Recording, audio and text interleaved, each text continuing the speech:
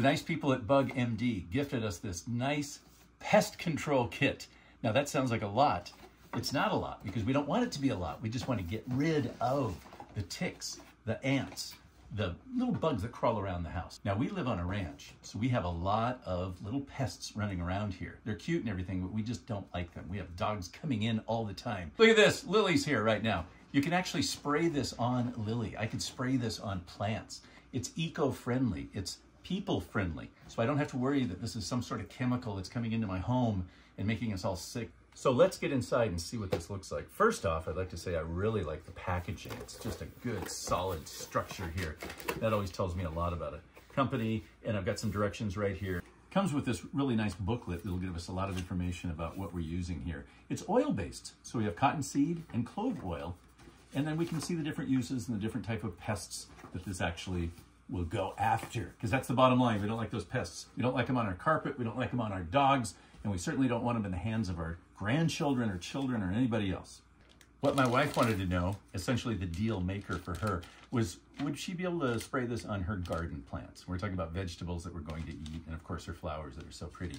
Yes, the people at BugMD tell us that you can with this system. So let's take a look and see what we have. This is a 32-ounce container. It's refillable. These are 2.7 ounces each. These are the concentrated oils. So we'll go ahead and fill the concentrate into the spray bottle.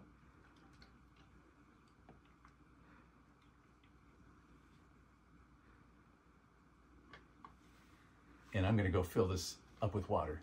I filled that up with water, so now I have 32 ounces of solution in my refillable bottle. When I was in there filling the water, I got a chance to get a good whiff of it. And it really does have a nice, just right on my hand here.